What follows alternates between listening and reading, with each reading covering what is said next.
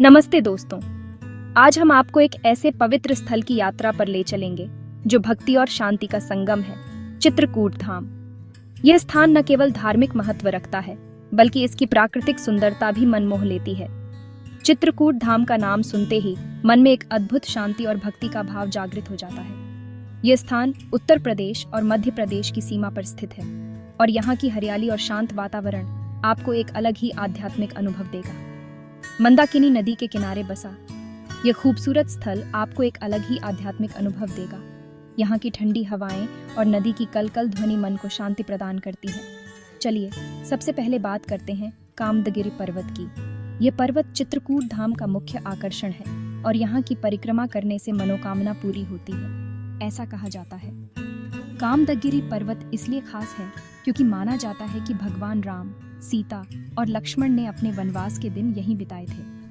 यहाँ की हरियाली और शांत वातावरण आपको एक अलग ही दुनिया में ले जाता है।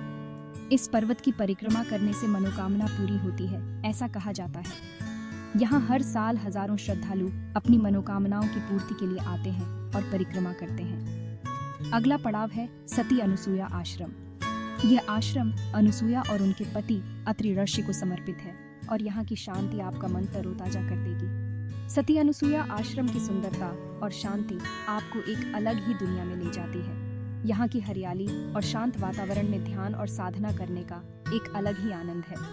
यहाँ की शांति आपका मन तरोताजा कर देगी। आश्रम के पास बहती मंदाकिनी नदी और यहाँ की हरियाली मन को शांति और सुकून प्रदान करती है।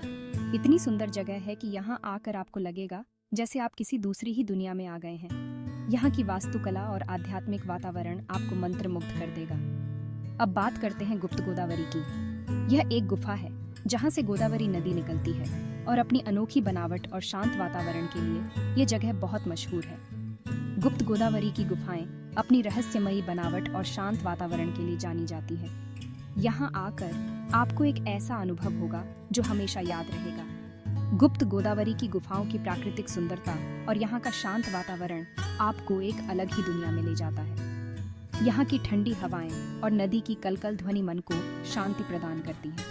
यहाँ आकर आपको एक ऐसा अनुभव होगा जो हमेशा याद रहेगा। गुफाओं की अनोखी बनावट और यहाँ की प्राकृतिक सुंदरता आपको मंत्रमुग्ध कर देगी। चित्रकूट धाम में ठहरने के लिए आपको कई धर्मशालाएं मिल जाएंगी।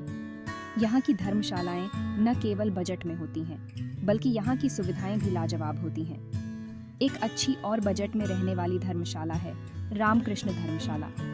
यहाँ के कमरे साफ सुथरे और आरामदायक होते हैं। इनका नंबर है 9425678901।